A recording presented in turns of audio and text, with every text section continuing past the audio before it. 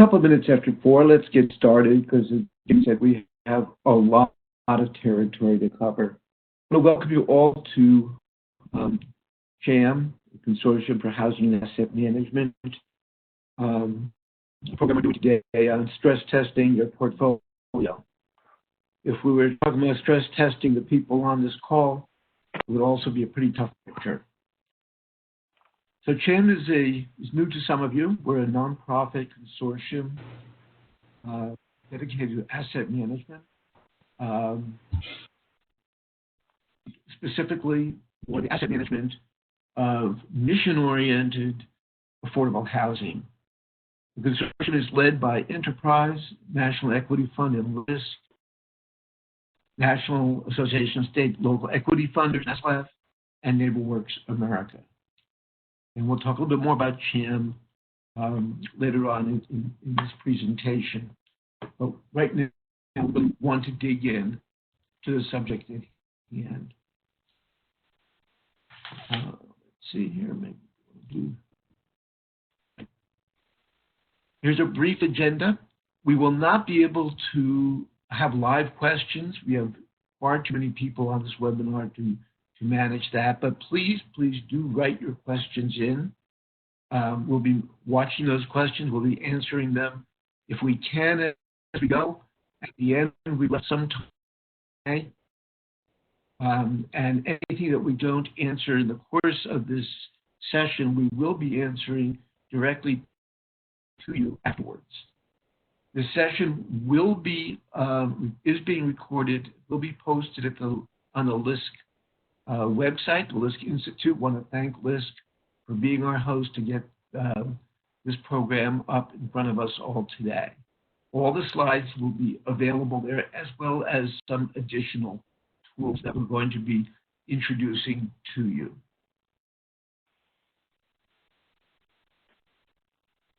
And we are. Our all-star presenters today are Tony DeBlasi from the Ohio Capital Corporation for Housing, Catherine Fleming from Bridge, Peter Lawrence from Novogradac, Valerie Schwartzman from Homeport, and Dina Zafaris from the Preservation of Affordable Housing, POA. And I'm Harold Nassau, and Director of Asset Management for NeighborWorks and the Board President for CHAM. So what is stress testing? To begin with, it's creating a scenario to look at a range of outcomes. And that's what you've been doing now. Everybody who's on this call today has been doing this kind of scenario analysis. And we started out, all of us, just looking at the range of possible outcomes. The second level is predictive. Now that it's the 7th of the month, you're beginning to get actual information on the rent and how much they're paying. So the move from the range of outcomes to predictive outcomes or likely outcomes is happening now. Stress testing is an effort to quantify our exposure and our liability. It's not a one-time tool, it's an iterative tool. You all will be doing this no less than once a month for the next few months. Some of us will be doing it every couple of weeks as the situation on the ground changes. We find out more about who can pay rent, who can't pay rent, what our expenses are. So it's a process. Why do we do it? Two reasons. One is management and one is communication. Our job in asset management is to set priorities, allocate resources, consider possible scenarios, and prepare for radical change. So management is one side of stress testing, but the other side is communication. It's the database platform to inform owners to make their mission-based decisions, to communicate with investors, a platform to negotiate our survival with our stakeholders and the people we serve.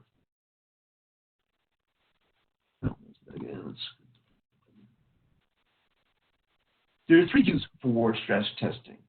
There's an organization, We'll call it view, the asset manager view, and the stakeholder view, the investor view. And this session today is divided up into those three parts. The largest part will be the asset manager's view, the center point. And in each case, we're going to be asking three questions. What are the variables? Over what time frames? And what are the mitigators that we could look to frame those variables? Harold, it's Ginny. I'm sorry to interrupt, but we're having a really hard time hearing you. Can you, push in forward? And I don't know if that's going to help because you're freezing, but at least let's try it. Thank you.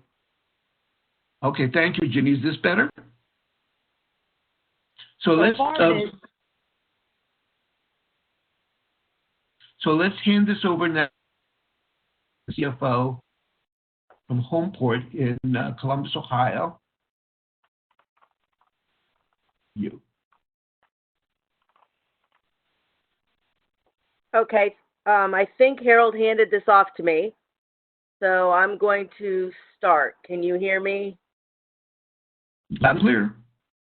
Perfect. Okay. So I'm Valerie Schwarzman, and I'm the CFO with Homeport in Columbus, Ohio. And when we kind of got the idea that we were going to have, an issue with COVID-19, which is a word I didn't even know a month and a half ago, we kind of said, what do we have to do to analyze kind of everything within our strategic planning lens? And so the first thing is, which is probably no different than anyone else on this call, is that there's really three things that we're all trying to do. We're all trying to close the gap on affordable housing. That just happens to be our phrase to say that we have more affordable housing. At the moment, that seems to be the thing that's not at the top of the list. Instead, we're saying, okay, we need to focus on our residents, and we need to make sure that we're sustainable into the future. So this particular slide that's now on the screen is kind of what we did is we kind of took our parent budget and we said, well, here's the budget. And as of a couple days ago, what do we think is reliable revenue? And we have kind of our basic list. This isn't even all exactly right, but it's the concept of contributions, which is more individual contributions, annual event, what are we going to do with that, et cetera, et cetera.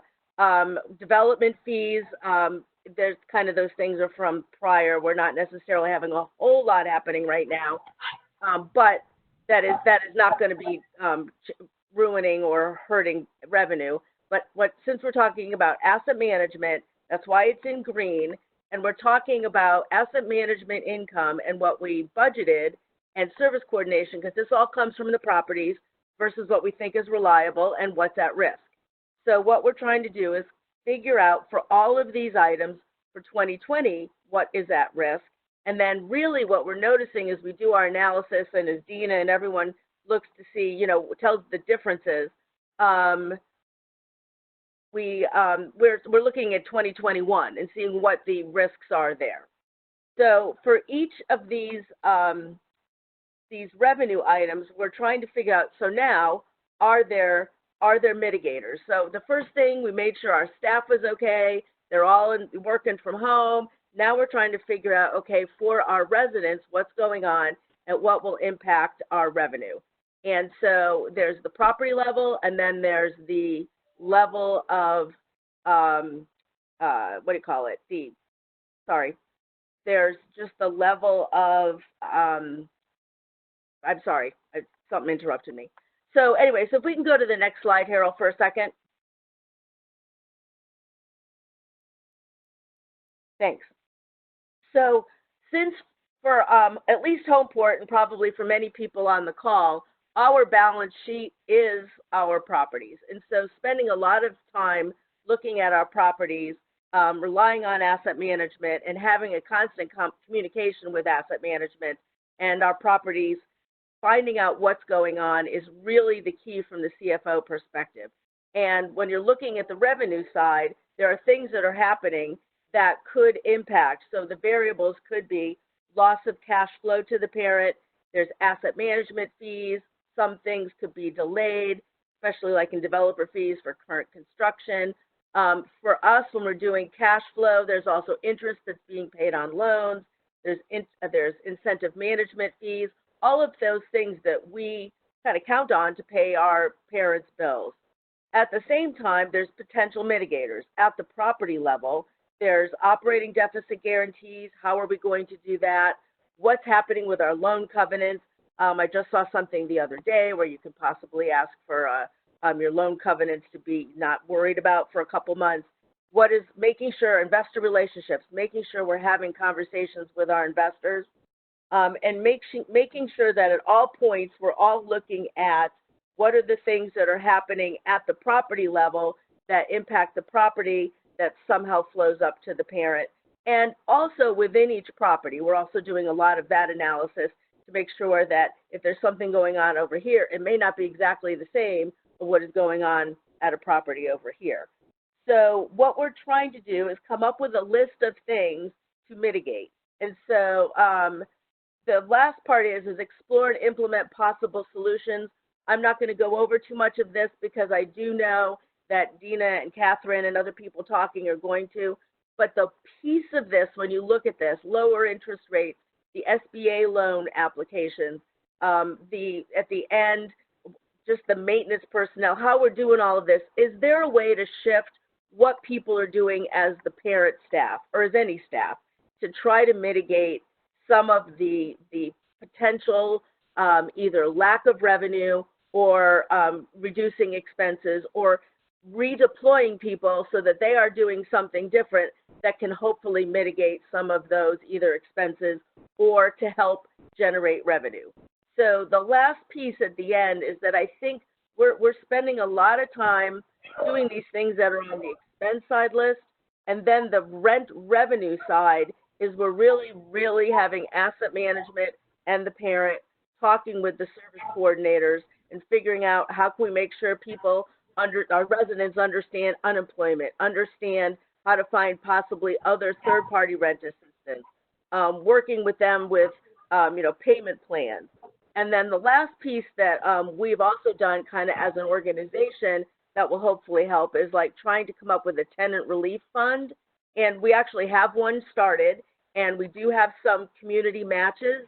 And I think that what we're hoping is that when you take the expense size reduction and that you have some of this other rent revenue and spending a lot of time with our residents, that ultimately the parent has the ability to weather this and that the properties end up at the end in very good shape. The one thing that we have had a lot of conversation about is distributions. I think that ends up being a property by property conversation, but that ends up impacting the parent.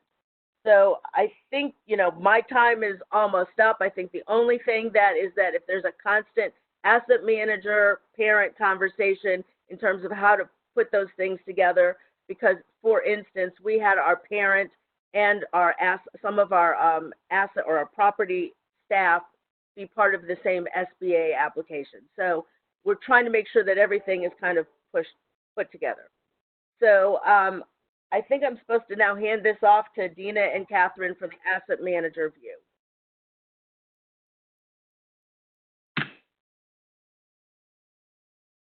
Harold, did you want to jump in on this one first, or shall we? Sure. So as we segue to the asset management role, the asset manager serves the owner, the investor, the resident, and the staff. So the following conversation has to go in all four directions. So Dina, take us into it. Super. Thank you. My name is Dina Exaferis. I'm from Preservation of Affordable Housing, or POA. I'm a Bostonian, so I'm going to try and slow the pace of my voice. But I may fail, so I'm counting on my fellow panelists to tell me to slow down if you see me getting nuts. Catherine and I, Catherine from the West Coast, from Bridge, we're going to take you through an example from our seats. Like many folks on the call, we have portfolios that we're concerned about. We have CFOs that we're collaborating with. I loved your point, Valerie, about the collaboration that's been happening both between property management and asset management and finance. I think that that's a growth opportunity to come out of this tragedy and this difficulty that we're going through.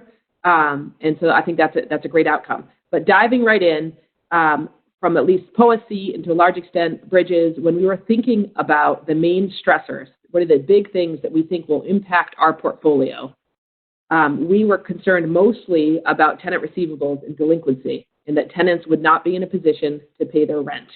like many folks on the call, I'm sure.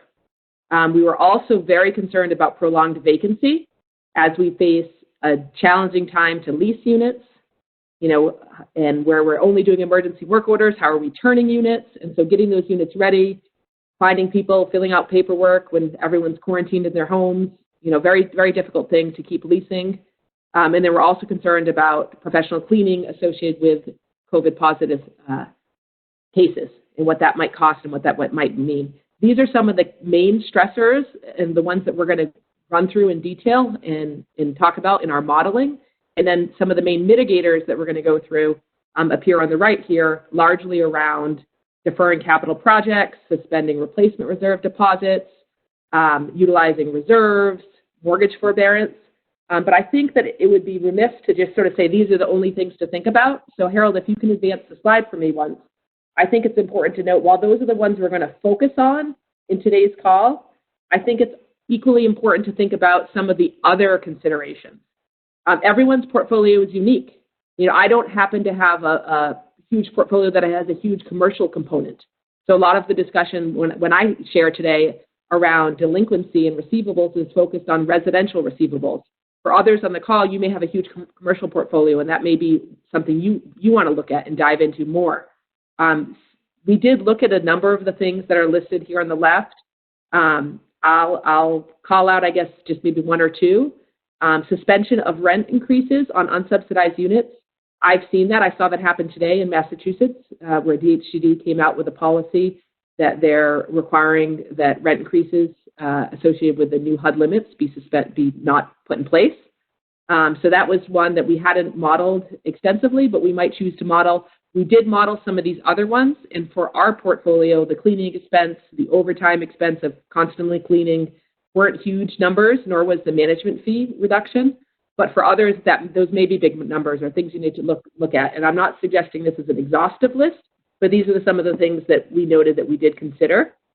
On the mitigator side, I guess I'll highlight that first bullet there, suspending, and Valerie touched on this a little bit, but suspending 2019 surplus cash disbursement. So we have heard from some lenders that if you can document hardship, for example, Rhode Island Housing came out with a policy that if you can document hardship, that they would consider allowing you not to deploy the 2019 surplus cash to pay the subordinate debt that would otherwise be a priority in the waterfall if that cash is needed at the property. So that was an example of one. Another one that's not on here, I'll leave it for Catherine to talk about, maybe not deferring management fee. So we'll get to some of those. But these are some of the other mitigators that you might look at. I'm going to turn it to Catherine in case there's anything she wants to highlight, or maybe you could kick us off on the rent increase side. But actually, before we do that, let's hear from Peter, maybe, because Peter has some other ideas around other mitigators that get in the mix that the federal government has helped us at this point in time. Thanks, Dina, and thank you, CHAM, for inviting me to present on the webinar today. So this slide really largely focuses on some of the policies and proposals that were enacted as part of the CARES Act. That's the so-called Phase 3 legislation from Congress recently enacted. And here are the main elements. I have a complete summary linked to on this slide there at the bottom if you want to see the whole comprehensive summary. And that summary is largely focused on the provisions, both individual, business, and governmental appropriations that are helping affordable housing and community development organizations. So the highlights here are, and we've sort of talked a little bit about these a bit already. One, of course, got a lot of press in the national media. That's the rebate recovery checks. It's $1,200 for a single taxpayer and $500 for each qualifying child under 17. Those checks are expected to start coming out sometime in the middle of this month. But if you do not have a direct deposit on file with the IRS and the Treasury based on your 2018, or if you have already filed your 2019 federal tax return, that timeline may be extended quite considerably. The IRS has very limited capacity for sending out checks outside of the direct deposit, and it may take several months. So think of the types of tenants who might not have filed a return in 2018 or 2019, seniors on fixed incomes, et cetera, and so forth. They're likely to get those rebate checks much, much later than folks who have filed a 2018 or 2019 return. The CARES Act, also Phase 3 legislation, dramatically expanded unemployment insurance benefits. Those not only do many folks who have been laid off recently, it's been a tremendous, of course, dramatic impact that the pandemic public health emergency has had on the nation's unemployment situation, with over 10 million folks initially flying for unemployment insurance in the first 2 weeks that the majority of the shelter-in-place orders have been employed across the country. That has overwhelmed many states' unemployment offices, and so that 10 million is really also an underestimate of the real sense of unemployment we have in this country. It's a dramatic change from the almost full employment we had not too long ago, earlier this year. The Congress did expand the benefits there, enabling filers to access unemployment insurance earlier, having it extend for longer, and also expanding certain unemployed persons to file that normally would not be able to be filed under previous unemployment law. So, and the big piece here for this audience is that those unemployed families are going to receive $600 more per week. I think that's one very key aspect. So those are the two main individual income supports and mitigators.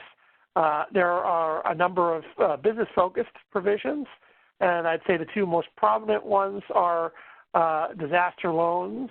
I will note that the Paycheck Protection Program has got a lot of attention recently. It unfortunately, the SBA has imported its general rules for loans, and that means that that if you are a rental property business, you're not able to access those paycheck protection loans directly. The SBA rules do not allow that. They do allow loans to operating businesses, so property management companies and the like, various associated operating businesses are able to receive these paycheck protection loans.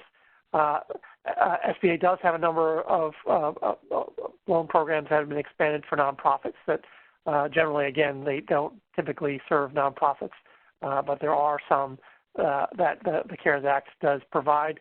And then there are a number of appropriated resources. If you have a property with tenant-based vouchers, if you have project-based rental assistance, if you have assistance from Section 202 for housing for the elderly, housing for 811 for people with disabilities, and housing for persons with AIDS, they each have gotten separate allocated sources of appropriated sources of funding to address both the increased operating costs associated with the public health emergency and the likely increased housing assistance payment needs as a result of the pandemic and the loss of income. So those are the main pieces on HUD. And then lastly, and of course not least, is the mortgage forbearance, which applies to any property with federal assistance.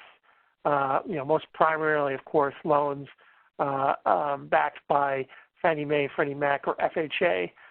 Those are and we understand that it does apply to properties with low-income housing tax credit assistance that do not necessarily have other HUD assistance or a federally backed mortgage. So those are certainly various tools in this first major package that Congress enacted to address the pandemic, the so-called Phase 3, and I'll talk about future phases later. But turning it back to the panel. Can I interrupt for a Peter. second with a couple questions? I just have a couple questions, or just things Sure. I want to state. There's lots of people are asking if they will get copies of these slides, and the answer is yes, they will be sent out after this, so everyone will have them afterwards. And then there was one question here, just because Peter is talking about the SBA loans. There were just a couple questions that I feel like there's a lot of them on this about like housing developers don't qualify. That was somebody was asking, and people are counting on it. And then can you expand on who are entities that aren't eligible? There's a lot of questions on that. Yeah, I know, and I think there's a lot of attention on this issue because folks are, I think there's a lot of, there was not congressional intent to have rental properties be excluded from the Paycheck Protection Program. But if you want the specific regulatory site, in the SBA regulations, it is 13 CFR 120.110, and that regulation talks about in general which businesses are ineligible for SBA loans, and I'll quote exactly the key provision here. Passive businesses owned by developers and landlords that do not actively use or occupy the assets acquired or improved with the loan proceeds. So that's the general rule for SBA, and they imported it for the Paycheck Protection Program. But again, if you are a property management company and you have for various employees that are focused on helping manage a suite of properties, those businesses are eligible for the Paycheck Protection Program. So that's one of the key things. This could change. Congress could, in Phase 4, choose to expand the Paycheck Protection Program to allow the passive businesses owned by developers and landlords. But as per the current regulations that the SBA did import, they are not. So what this sounds like is somebody needs to talk to their accountant, their attorney, and their banker. Absolutely. Okay, because there's so many questions, but thank you. All right, that's it for now. Thanks, Peter. Okay. So, Dina, take us down a couple levels, and Catherine into the analysis. Yep. Great. So the very first thing we did as the shelter in place came down in San Francisco and we went home was to start modeling decreases in rent collection. And of course, the initial questions we were faced with was what percentages should we be modeling? Do we believe there'll be different impacts across family versus senior, subsidized versus unsubsidized properties?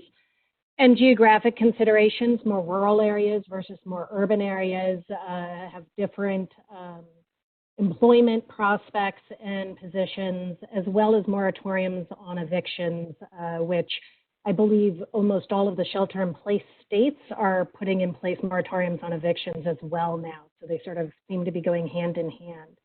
At Bridge Housing, we're West Coast based with properties from San Diego to Seattle, and across our family properties that don't have a huge amount of project-based subsidy, whether that's ACC or Section 8 or our RAD properties, we looked at reductions of 30, 40, and 50% of tenant-paid rent.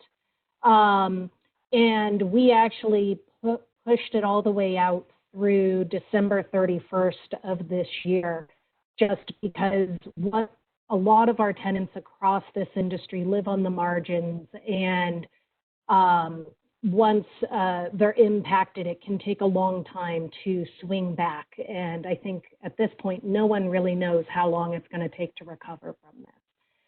So you can see from these numbers, which I actually think are based on Dina's portfolio, those numbers start to get really big really fast. We at Bridge were looking at it primarily from the perspective of if we had this decrease in tenant paid rent, how could our current operating reserves and replacement reserves be utilized to then offset those decreases? What would the monthly hit to the cash flow be, and how many months would our reserves last? And to really start to quantify for our organization whether these properties can sustain based on their own cash accounts versus whether there would be not only the impact to the mothership of losing cash flow fees like asset management fees, partnership management fees, but then also the possibility of having to put money into the deal to help sustain them. Do you want to talk about tenant?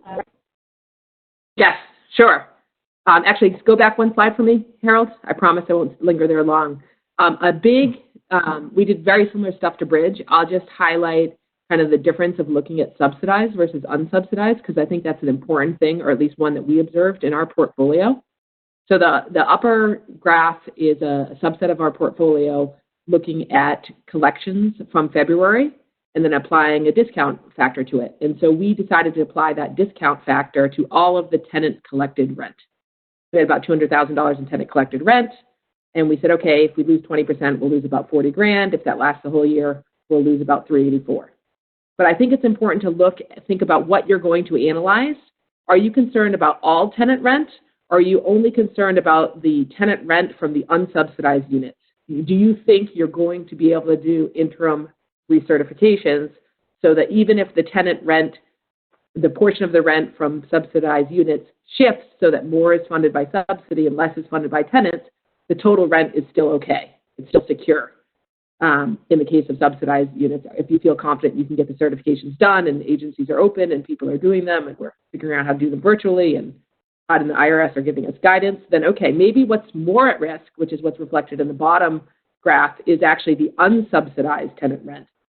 So just to draw a point of comparison, if we look at all the tenant rent on the top, we think we're going to lose about $40,000 a month at 20%, or close to $400,000 this year for this subset of our portfolio. But if you look at just the unsubsidized portion, it's a lower number. So for 9 months at 20%, it's $215,000. So I'm just pointing out that key consideration. What is it that you want to discount, and how do you want to think about subsidized units differently than unsubsidized units? I'm going to move to the next slide in the spirit of keeping us moving. That was a big mitigator and a big one to look at that has real dollars. The other one that we spent some time on is this prolonged vacancy concept. So once again, the same question Catherine was asking on the collection side, what percent are we going to model? Do we think that vacancy is going to stay steady as how it's been year to date? Do we think it's going to be what we budgeted? Do we think we need to apply a 10% on 110% of what we thought, or 110% of what we're experiencing, or 120%, and for how long, for what duration? So once again, the chart at the bottom kind of shows different combinations of duration and time. What we found in our portfolio is the operative question is, what are we applying it to? Because there's a huge difference with where our vacancy is year to date and what was budgeted. And so depending upon what you're applying that multiplier for, it was millions of dollars difference across our portfolio. So that was a big realization for us. We ended up going the most conservative and taking the worst of either budgeted or year-to-date experience and applying our factor to the worst of the two. If we have a minute, I'll open a model, and I'm happy to share our model. I did anonymize it in case it's helpful to anybody. But those are the two big mitigators we looked at. I think Harold's going to take over and show kind of the results from another portfolio of someone kind of bringing that together on the mitigator, on the stressor side. Thanks, Dina. So here's an example from a group in Minnesota, Aon. Thank you, Stacy and Caroline. And it really highlights an approach where it shows you a budget, and then a 20, 30, and 40% reduction across the top. They're tracking specifically the total revenue, change in the revenue, change in management fees, which if you're self-managed is huge. The cash flow before operating reserves, and total expected revenue. This is just one selection of mitigators. There are a lot of others that can be employed. But they took this set of stressors over these different percentages, and then they applied those to, on the left, supportive housing, senior housing, 202s, NOAA, which is essentially market rate, mixed income, affordable SROs, and affordable family. So the point here is simply to parse the changes over the right set of variables, and they can also be geographic as well. But this shows what level you've got to disaggregate your portfolio to come up with useful projections. So with that, let's turn to mitigators. What can Super. acts of that, Catherine, Dina? So on the mitigator side, I'll start with the capital expense deferral. This is one of the first things that we went to in looking at where do we have projects anticipated this year across our portfolio that we might be able to defer either to later in the year or to next year. But when looking at that, an important consideration is how are we planning to fund that project? Were we funding that capital project from operating cash flow and from operations so that would then result if we don't, do the roof this year? Will we then have more money that falls to the bottom line that's available to the parent organization to keep things steady? Or were we planning to fund that project from replacement reserves, in which case now not spending it might not fall to the bottom line of our cash flow, but it might mean that there's more reserves of the property that could be eligible to either be utilized to fund deficits or to be loaned into the property. And obviously you can only do this when it's an elective project. Given the shutdowns and the quarantines, where we find ourselves right now is that we're only doing emergency work orders. So we do have people deployed out at our sites, but it's by appointment only with residents and emergency work orders only. If the pipe is leaking, you got to deal with it. You can't ignore it, but maybe we're not going to proactively turn a unit or paint or do something that's a little bit more elective, or we're going to delay a large project. We were able to generate about $1 million in savings by finding low-hanging fruit of capital projects that we could defer. That was one mitigator. The other mitigator that is, I'll confess, I think it's my personal favorite, though so far the reaction from lenders and investors, it doesn't seem to be theirs, is suspending replacement reserve deposits. Looking at temporarily holding off on making those deposits and holding that cash at the property level to help offset any reductions in the tenant rent that we may see over the next month. I actually think, I know lots of folks are curious how April is going to play out for rent collection. And I actually, we're not going to know across our portfolio probably till the end of this week or maybe even the beginning of next week how it's really playing out. That said, I think May is going to be the worst, at least in California and Oregon. Most of the shelter in places didn't hit till mid-March, but now by May 1st, they will have been in place for 6 weeks. And I think that's where we're going to see the biggest hit across tenant rent being paid. So I'm a big fan of just holding off on replacement reserve deposits temporarily. If it's not as bad as as our worst case scenario, then we still deposit it. It's still an asset of the property. Though so far our investors and lenders don't seem quite as excited about the idea. So a third one here is utilizing your operating reserves, or for that matter, other reserves. An important thing is, to what extent will people let you do it? Are they going to let you do it only to cover deficits to the extent that your property is operating in the red? Are they going to require you to replenish those funds or just release them? what level of approvals are going to be required from on the lender side, the syndication side, the investor side, other constituents. And then also some of the important considerations that maybe we wouldn't think about in the short term when we're dealing with the crisis right now, but thinking about long term as you're looking to year 15, what is the impact of doing that now going to have on your balances, on waterfall considerations, and thinking long term. I also would say whether you're suspending replacement reserve deposits, which I also think people should get behind, particularly if we're not getting into units and it's not possible to do as much capital work this year anyhow. It seems like a very, clean nexus between those two ideas. So hopefully there's some investors and syndicators on the call that will share our enthusiasm. But I think an important consideration, both on the operating reserve side and the replacement reserve deposit side, is if you're doing this, if you're suspending it or if you're changing how you're withdrawing things, I think it's important to make sure that you're doing it in a way that you're not putting yourself in default or in technical default on your closing documents or your loan documents.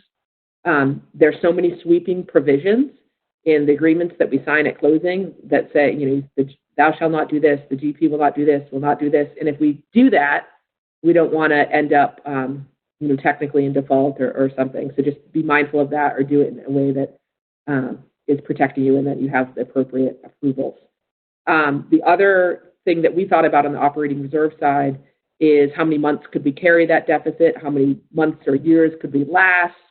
Those are just some of my thoughts. I'm going to give it to Catherine to go there and then also go to loan forbearance. Great. Yeah. So for us, like I said, our initial analysis was looking at the losses and then turning that into monthly cash flow deficits to see how long our reserves would last. We are operating under the assumption that this type of extraordinary circumstances is exactly what operating reserves could be used for, obviously working with lenders and investors to get their approvals, but we are also probably going to be looking for flexibility to possibly use replacement reserves as well for operating deficits on some of our properties that are a little more razor thin on operations than others. So mortgage forbearance. Right now, I can tell you from having reached out to some of our lenders on our Fannie and Freddie loans, the mortgage forbearance is currently 90 days, which doesn't buy you a whole lot, and it is only forbearance, meaning then you still have to pay those mortgage payments and catch back up. And so far what we're hearing is there absolutely is a requirement to prove hardship. You're going to have to provide financials showing that, I believe actually, that you can't draw on operating reserves to offset it before they'll let you forbear. And that your tenant collections were down. They're looking at balance sheets and income statements for that. So all of those, for mortgage forbearance, we're talking with lenders on a couple of our properties to start the process. But honestly, it's not going to be hitting our financials probably till mid-May, once we get the April financials in and we start to see where May's rent is. So that's more of a longer term if a property is really going sideways. And for me, mortgage forbearance is probably the least desirable of these because it's a lot of work for not a huge amount of reward. I'll just add on that real quick on a tangential one on mortgage forbearance is I've seen a lot of lenders be very creative in this time. Yeah. I recently had just yesterday or the day before, it was on Sunday actually. Everyone's working every day. We need to define some boundaries here. On Sunday, I got an email from one of my lenders who said, I have this product. We will size your loan to be 1 year of debt service plus 1 year of debt service on the new loan. So that's the size of your loan, your normal debt service for a year plus the debt service on your new loan. It's at 3%, and then you have to pay it back over 5 years. And so it's a way to take sort of the next 12 months of payments and spread them over kind of years 2 through 5 at a pretty modest 3%. And so I thought that was very creative and a great solution. And I applaud organizations that are thinking about things like this that kind of fit within this idea of debt forgiveness or debt restructuring. And I'll just also caution that if you're thinking about adding debt onto your property like that, just be careful if it's FHA or Freddie or Fannie, where they don't allow you to have another piece of debt without their approval, you might be doing something that's really logical and good. Or if there's anyone from organizations that has to give those approvals, please give them freely and quickly, and so that it's not an administrative burden. And let's all work together. That's the thing that's been awesome about this whole experience, has been the spirit of collaboration and of sharing. So along those lines, let's advance to the next slide. This is kind of a bringing it all together slide. This is the same subset of the POA portfolio, a couple of states of ours that have some senior and family properties. And what we had for budgeted cash flow here for this subset was $2 million. And so when we applied a 20% discount on our collections for our family properties and a 10% discount on our collection for senior properties for the next 6 months, that resulted in $175,000 in reduction.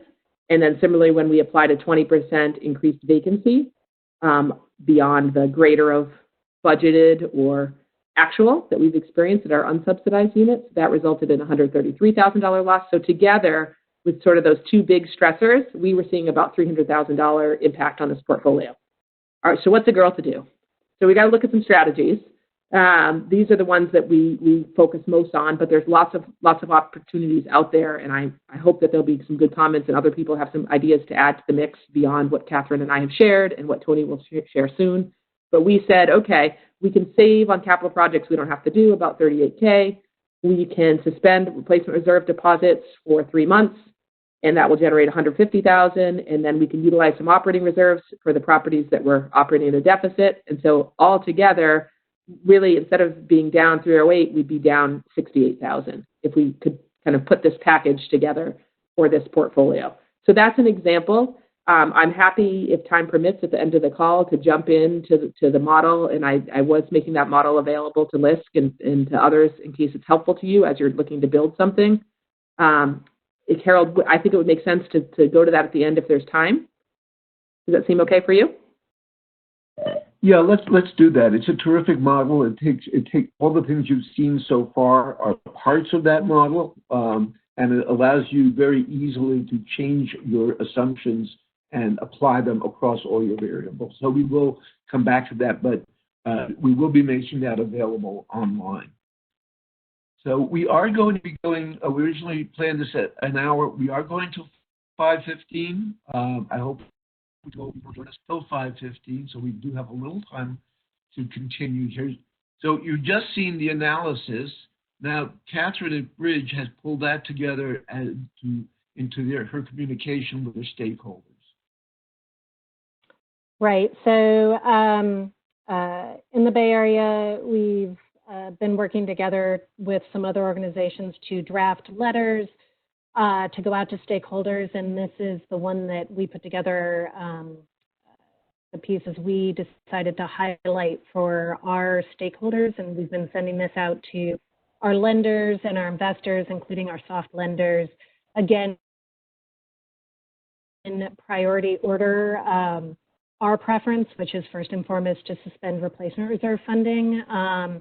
And then some of our properties have operating reserve monthly funding requirements, and so to suspend those for the moment as well. And then also we self-manage about 75% of our portfolio, and a lot of our partnership agreements say, well, if the properties go sideways, you can't get your property management fees paid. And I sort of understand in theory that's to help advise the general partner to who is also managing to do a good job. However, I think we all agree that these are extraordinary circumstances, and I know that this is a very typical clause if you self-manage, and we're asking that not be implemented at this point in time, because our property management staff, including our property supervisors, they're working 7 days a week and on the front lines as essential personnel, and this would just make everyone's lives that much harder. So, and then the other language there is about, what we would want to see if we were to forbear. But again, that's only on a couple of our properties are we going that far. Our preferences are definitely around reserve funding first and foremost. Thank you, Catherine. The letter is just an excerpt of a longer letter that also details Bridges and reminds the stakeholder of their mission, and you can see a piece of it highlighted here, as well as specifics in various different agreements. The letter is really compelling, so it's logical now to turn this over to Tony DeBlasi from Ohio Capital Corp Housing to respond as an investor. Right, thank you, Harold. And I believe we're close to on time, so I don't need to accelerate too much, do I, in terms of running through my slides, I believe. But yeah, good. So yeah, investors as well are doing stress testing. You heard some great examples from owners, a CFO, and directors of asset management and directors of housing at some premier housing providers across the country. And I'm the representative of the syndicator, and behind the syndicators, of course, are direct investors. And of course, the syndicators are doing a lot of analysis and stress testing as well. And in fact, on the slide here, this is actually from my friends at Sinair, regional syndicator out of Michigan, who did some nice work, and the Ohio Capital analysis and many other the NASLEF groups did similar analysis. That's showing kind of the leftmost column there, where they were in terms of non-performing assets, roughly around 20% of their portfolio as of Q4 2019 not performing. And then when you apply some variables there for a reduction of rent or revenue from whatever means, be it from an increase in vacancy or a non-payment of rent that flips to bad debt, et cetera, as you stress test that, you know, that tallest bar in the middle is a representation of their portfolio if 25% of the rent is not collected by one mean or another, showing that over 90% of their portfolio is under tremendous stress. And then going on from there, it's accounting for if you were to access your operating reserves to try to offset, you know, what that looks like in terms of the percent of the portfolio that may potentially exhaust their operating reserves, and as a way of kind of testing. Something that's notable with the syndicators and the investors, you know, we have a lot less information than do you, the owners and the asset managers of, or the folks at the property management firms. As a reminder, you know, we're getting information from you once a quarter. And so the data that we have to play with and to model against as really year end, we're still processing the audits that you gave us in February, assuming that you had a duty to supply audited audits and tax returns to your syndicator in February drafts. You know, we're processing those still. So the data that we model against was Q4 19. And so, and of course, we don't have tenant information for the most part. You do.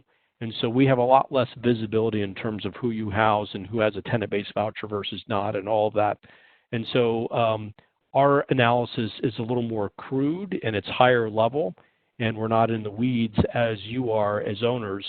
And so that's reflective in some of our analysis. If you could advance to the next slide, it gives you a taste of the Ohio Capital analysis. We use a data analytics tool called Tableau, and similarly, we looked at the non-subsidized family projects under the assumption that those were likely to be the most volatile. Those are the folks most likely to be working. There's no tenant or project-based subsidy there, and so they may be the most susceptible to the financial impact of the unemployment that happened in mid-March. You can't see the detail there, but it kind of, the red boxes highlight, you know, the subsidy type where it says none, the project type family. So those are my pool of family non-subsidized assets. In the box on top, it says bad debt parameters. And so this is the normal state, kind of a sea of green, showing that the projects across the board were performing relatively well. Green is good, red is bad. You know, 80–90% of our portfolio as well, family non-subsidized, was green. But when you advance to the next slide, where we stressed it at 15% bad debt, it turns to a sea of red. Similar, almost identical to the Sinair experience and stress testing a little bit, anticipating a potential spike in bad debt, and to try to see what happens to our portfolio under that scenario. And so, you know, by whatever means, Dina is sharing a great model in Excel. You've seen things from Valerie, and Catherine and others that are great examples, and looking at different variables, the vacancy rate, if you have an inability to turn units because of a slowdown in activity with your maintenance staff, or God forbid you lose some tenants. I know there are folks out there on this call who have lost tenants due to death impacted by COVID-19, and if that's the case, there's a good chance you're not going to be turning that unit within a couple of weeks. That unit may very well sit vacant or occupied with the tenant's materials left in that unit, potentially for months as a precaution. That's not an unreasonable thing to do. And so there may be lost income tied to that and that sort of thing. But we're all trying to model this thing to the extent we can. Next slide, please, Harold. Something else that we are doing at Ohio Capital to dive a little bit deeper so that we could hone in on those projects and those, more specifically, those households with family, non-subsidized projects. We know in the non-subsidized projects, some of those folks may actually have tenant-based vouchers, portable vouchers.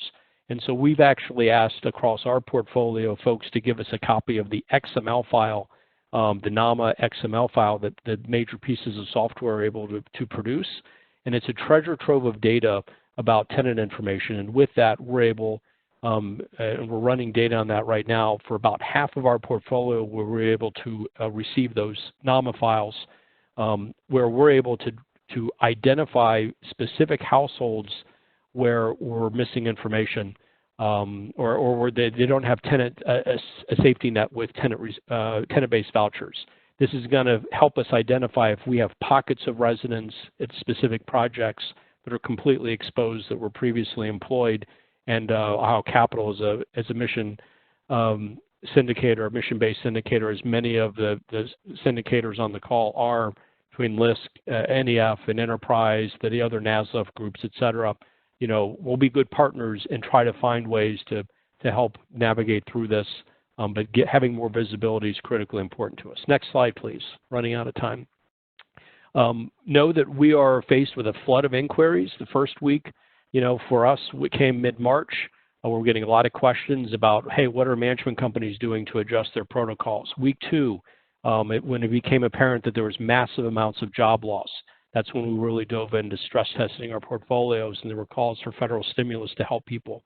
Week 3, we were getting a lot of questions about, hey, what's the strength of your partners? Ohio Capital, you interface with 100 different partners across our pool and our footprint. Are any of those at risk? And you heard some great information from Valerie and others about thinking about the health of the parents. And so we're getting a lot of calls and questions about that.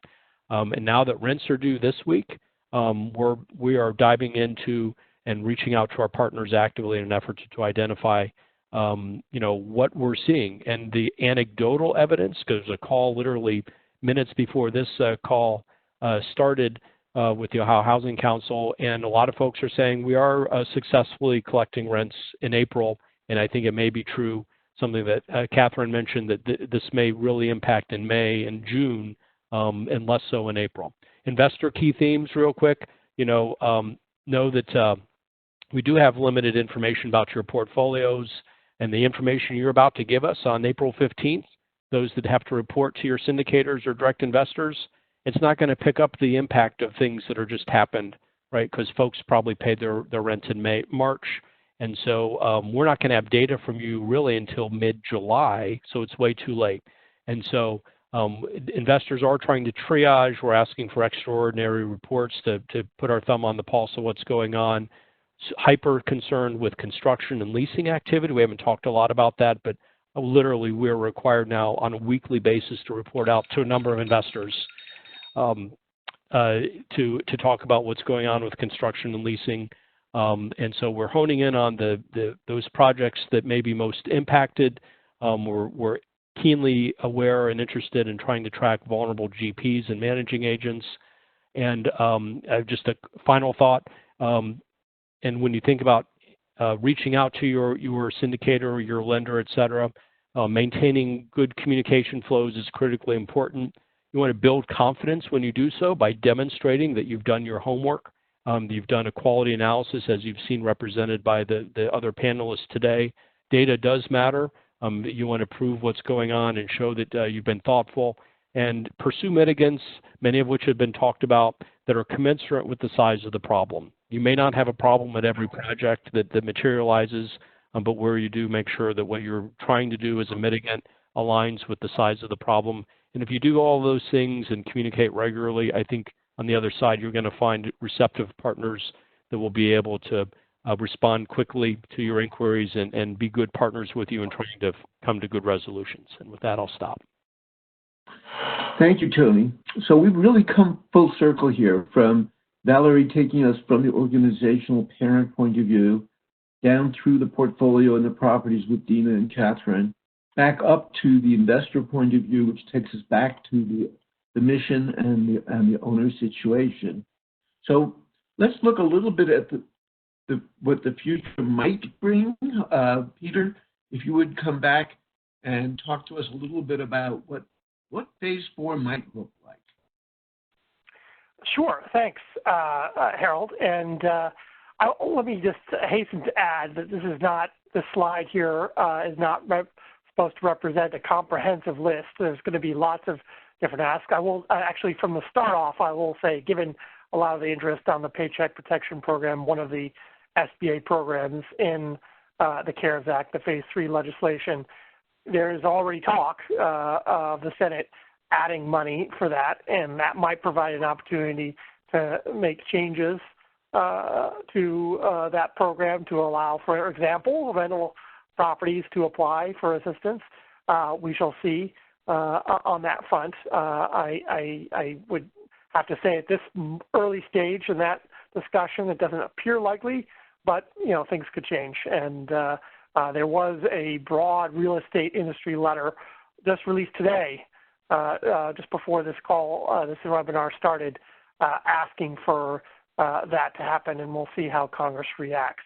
But I will say that focusing more on the affordable housing community, one of the biggest asks, especially given what we've already been talking about in the webinar, is more appropriated resources supposed to be directed directly to affordable housing properties and tenants. There are some tenants that do have rental assistance, and they may be able to get changes to their rental assistance in order to address the economic fallout. But there are many tenants living in affordable housing, whether it is naturally occurring affordable housing is often referred to as unsubsidized properties that offer rents that are affordable to low-income households. There are low-income housing tax credit properties that do not have any HUD assistance and are financed only with debt and the low-income housing tax credit equity. And those all properties are going to come under strain. And I think a lot of the affordable housing community is asking Congress in a phase 4 to provide appropriated resources for those communities. And the number is big. The National Low-Income Housing Coalition just released a report estimating the need for 2020 at $100 billion. That's pretty big. But certainly when Congress is already dealing with big numbers with the $2.2 trillion CARES Act for Phase 3, I think $100 billion doesn't sound as big in that context. But we'll see. We don't know what Phase 4 might be. House Speaker Pelosi did recently suggest that she thought it might be around $1 trillion. We'll see. It's still very early in discussions there, but we'll be monitoring that. And I actually meant to also note that, just to remind folks, Congress, like the rest of us, is dispersed throughout the country, is not going to the office, so to speak. They are not in Washington, D.C. This is a part of their normally scheduled Easter recess, but they are scheduled under the before the public health emergency emerged to return on April 20th. It's not entirely clear that will happen. And so the timing on when this assistance might happen is very much up in the air. And I think I would not count on Congress turning on a dime. It really has operated much more quickly for phases 1 through 3, all of which were dealt with in March. I wouldn't be surprised if phase 4 takes many weeks before it is finalized, as many folks are even focused on just making sure phase 3 is fully implemented before seriously considering phase 4. There are, however, I did want to highlight a few consensus asks that are emerging early in this process, and that is there are a number of readiness deadlines, statutory deadlines in Section 42, the low-income housing tax credit statute. There's the 10% test for a carryover allocation. There's the place and service requirement, and there's the timing requirement on rehab expenditures, all of which I think could be addressed in a regulatory approach. And the IRS reportedly is interested in seeing if guidance could be released specific to the COVID-19 pandemic to address the readiness deadlines. But there may be items, in particular I would note the rehab expenditures that the IRS does not take into consideration through regulations. So, Congress may need to step in on those issues, and that might be something that might be included into phase 4. More squarely in the legislative ask category are the long-standing requests from the affordable housing community to establish a minimum 4% rate for buildings financed by tax-exempt private activity bonds. That was a big priority before the pandemic, and it's even more so given that the economic fallout has driven the monthly rate for 4% credits to a record all-time low of 3.12% for April.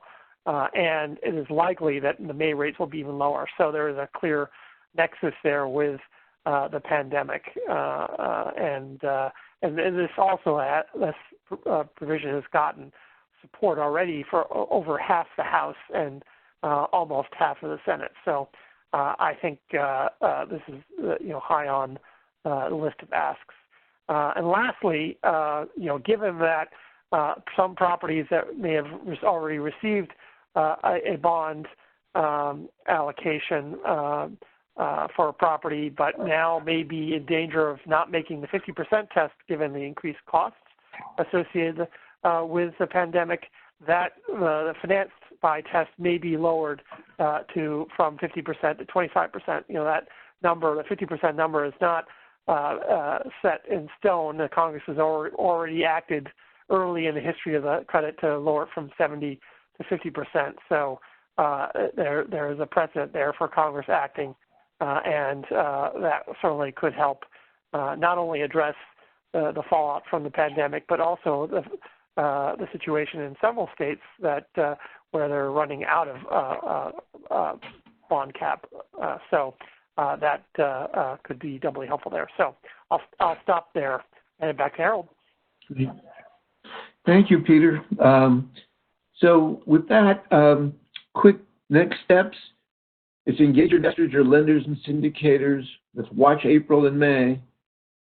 Iterative sensitivity analysis, looking for new stressors, and also the kind of door that Tony opened that really showed us that we don't know enough about our residents, that we should look at this as an opportunity to learn more, since managing this crisis will depend on broadband access and communication with our residents, knowing more about them, what they need, how to deliver services to them. This is, as always, it's a challenge, but there is an opportunity here to build tools to do our jobs better and prioritize specific strategies. So Valerie, do you have some questions stored up? We have a few minutes for questions. Yes, I think that there's probably an overarching thing that everyone is asking about, kind of how how all of these things impact our properties. All of these, number one, number two, number three, the CARES Act, what might happen, number four. So I do think that there's too many questions to actually ask right now, but I do think that that's something that we might want to visit later, because there's so many ways. You were just mentioning the actual, residents. There's questions about, do we incentivize? How does their money get applied when they get like a stimulus check, et cetera? So I think that might be something that we can't address. There's a lot of questions about like the PPP loan and all of that we mentioned a little bit earlier. The last piece is probably, there's the spreadsheets that people showed. So like Carolyn's spreadsheet from Aon, and I think also certainly Dina's spreadsheet. So I think that sending those out to people, I think people really want to understand those, what they're kind of doing. The last part is probably, once you have that information, I think there really is so now what are all of the things out there that we can do and potentially mitigate, because my mitigation may not be the same as someone else's.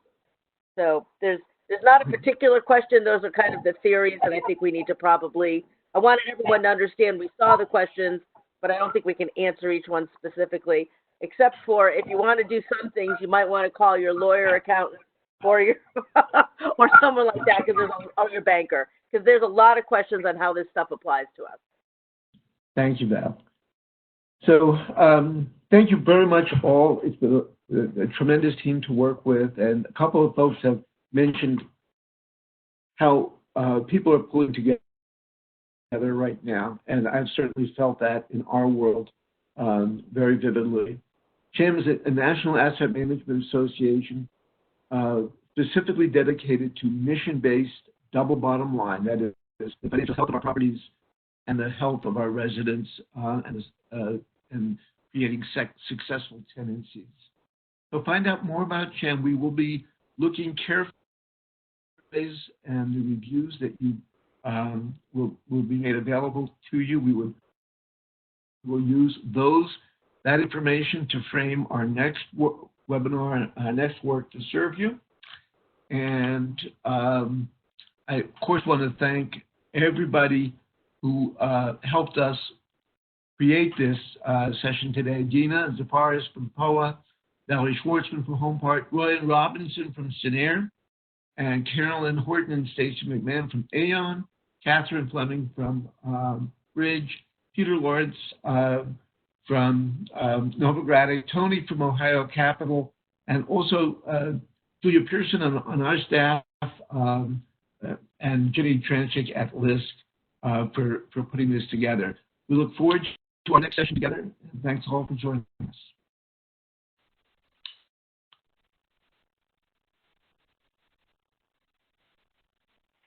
Harold, do we want to show people Dina's thing if people want to stay on? If people want to stay on a few minutes, Dina, why don't you go up your spreadsheet and show? I'll take 5 or 10 minutes if there is an appetite for people. I had a bunch of people ask me that privately. Okay. So I'm just going to share and take 5 or 10 minutes. It will be emailed out afterwards. Okay, so I think you have to pass me the ball, whoever's doing that. And now I can share. Great. Perfect. Okay. So this is a big, where'd it go? There it goes. You guys can see my screen, correct? Perfect. Thank you, Catherine. Okay. So there's 2 things that are in this workbook. The blue worksheets are very quick, down and dirty, just like simple analysis that absolutely anyone could do as long as they can pull their February financials and they can pull their February tenant rent and their gain and loss on lease and their vacancy to know how much they billed tenants, and then to apply a discount rate. It's very simple. You'll see the worksheet. I think it's very, very straightforward. This is the worksheet, and this is me pulling the February financials and me pulling if properties are family or senior and if they're Section 8. So the blue is the simple analysis, quick, down and dirty, a good place to start maybe, just looking at the collection side, where you can model collections for different tenancies And you can set a threshold of how much you want it to apply or not apply according to the concentration of Section 8. So that's the blue to take a look at. I don't know if anyone's still out there on the webinar, if I should still keep talking. Yes, okay, thank you. I can't see the webinar at the same time. There's about 400 people. Okay, good to know. Okay, so now we're into the little bit more nuanced thing. Okay, so the green is the second kind of like more crazy, insane, I love to look at things lots of different ways model. It comes from the information that's in the gray. So, we did things like pulled the budget from Yardi. We did things like said, well, what's the debt service in February? And basic things, just like really simple things. What's my budget? What's my year to date? That type of thing on different things. So that's the gray are the resource sheets, and they all link into the green. So on the green side of things, we started with, here's my list of properties, and here is the operating budget for those properties. And then we looked at a few different things. So we looked at collections to start. And when we looked at collections, I'm going to plus to open it. I started by having my baseline of what my budgeted rent was for April through December. And then I applied a discount rate to that.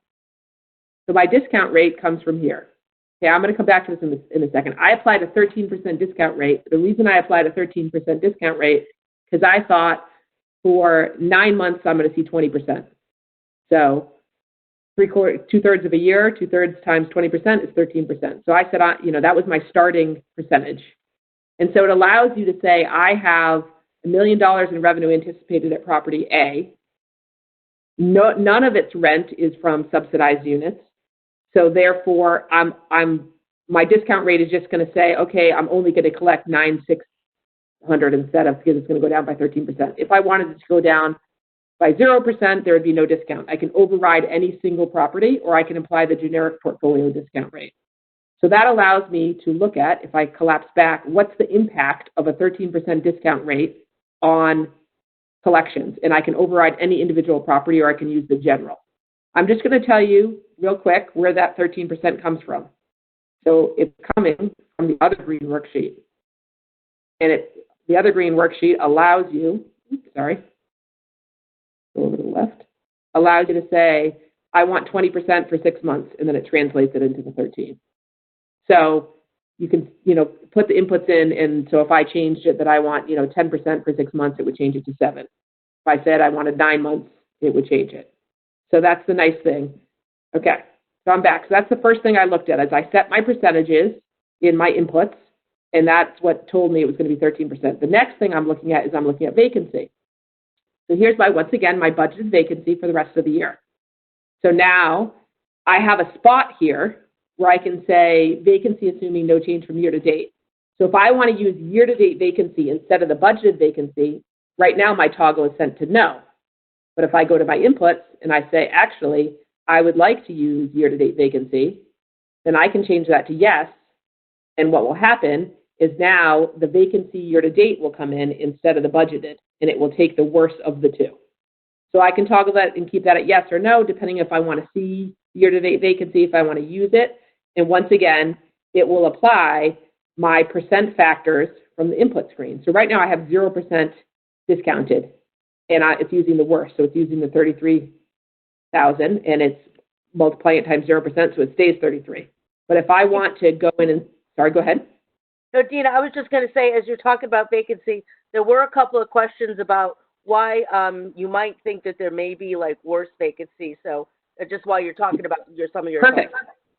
Yep. So I think that there's going to be worse vacancy in certain markets myself when I think about my portfolio. There are certain geographies where our building that's right next to MGH Hospital in downtown Boston, the wait list is 3,000 residents. I would love to live there. I think I should put myself on the wait list right now.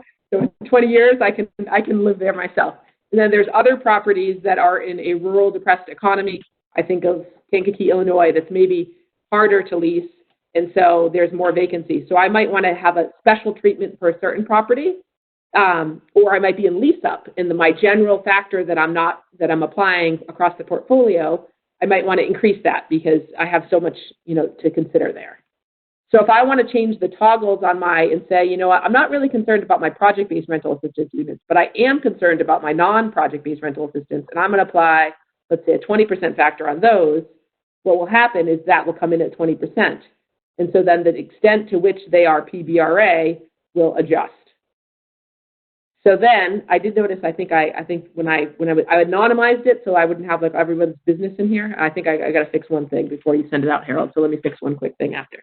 But that basically allows you to set the toggles, allows you to set the override, and determine what you want your vacancy to be. So I had this property A, that was going to make $42,000. It's going to lose a lot on cash because of reduced collections, because of my factors I've set. It's going to lose a moderate amount on vacancy, so it's going to be down $150,000, and its net cash flow is going to be $107,000. So I went from 45, went down, for a total down in 150, and my net is 107. Now I'm looking at what are my mitigators, and they work the exact same way. So on a capital spending side, I've identified all these projects that I could do, and I just have one of my gray sheets is a list of projects I think I could do, capital projects. So just list the property, the amount, and the description. So you could fill that in and replace it with your data, was my theory, if this is helpful to people, or it may or may not be. And so then it would come right in, and you could see what the description is, and you could say, I'm going to assume 100% of what I estimated. And once again, all of the inputs are over on the inputs and analysis. So I could change my 100% to say, no, I only want to assume 90% of what they came up with. I think that was a little aggressive what they came up with. So you can put in your 90%, you can put in your 100%, you can override it manually, and you can see its impact. In the case of property A, I have no capital projects I came up with. But in the case of property C, I think I could not do the vestibule doors and the computer equipment, saving $8,000. It's applied a 90% discount factor, so I've only counted on kind of a mitigator of $7,400. If I were to change my input back to 100%, then what ends up happening is now I'm taking the full mitigator of $8,000. So the mitigators all work the same thing. If you follow the bouncing ball down on replacement reserve deposits, this is just pulling in my replacement reserve deposits, and you can put in an override. I have the default set to 3 months. If I wanted to override a particular property and say 6 months at that one, because that lender or investor is very friendly, and it has a more acute need, then you could, there's a more defensible case. That one has hardship. I could set the rest to 0 if I didn't want one to, apply. And so you can set it property by property or portfolio wide, which I was finding very helpful. Same thing on debt service and suspension of debt service. This is the budgeted debt service and the amount that's remaining from May to December. So then I currently have my assumption set to 0, but I could just as easily set it to 3 months and it would come in, or I could set some to 3 months and some to 0. And so it works kind of if you can get the gist of one of the kind of areas and you can get the gist going back and forth with the assumptions, I think it can go a long way. I do want to just emphasize one last thing, and then I'll let people go because I recognize it's 5:25. When you set these assumptions, this table at the top will change. So this table will change. So anytime I sort of say like, okay, 9 months, it will change that applicable column. This factors in all of your assumptions. These tables down below, they change, but the way tables work in Excel, tables only allow you to have 2 variables, the way tables work in Excel. So I'm going to go ahead and set my PBRA to 0. I'm going to set my capital to no, and I'm going to stay at my base case of 20% and 6, where I started. So these tables, they are actual variables. So right now it's saying if I have 10% decrease in rent or collections for 3 months, it results in that amount of money. If I change it to 20%, you notice it changed to the 430 that used to be in that column. Or if I change this to 6 months, it becomes the same. So these tables down here, but it's only looking at one aspect where you can have 2 variables. It's only looking at the rent reduction where you have a variable of duration and a variable of percent. So you have to set the other things to like 0. Otherwise, you'll get screwy.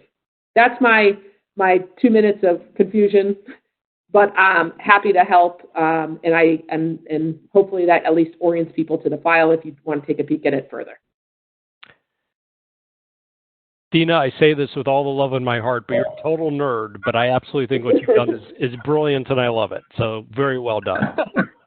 Hear, hear. As a fellow nerd, I appreciate that, Tony. Yay, That's right. Yes, I love Excel. Really well done. I just say I want to be Dina when I grow up. You're funny. You're funny. There's the Unite under the asset manager. Okay. Thanks again to everybody. Look for the material online, and we'll be all in touch with you to tell you about the programming that CHAM is offering. Thanks, everyone. All right. Bye. Mm-hmm.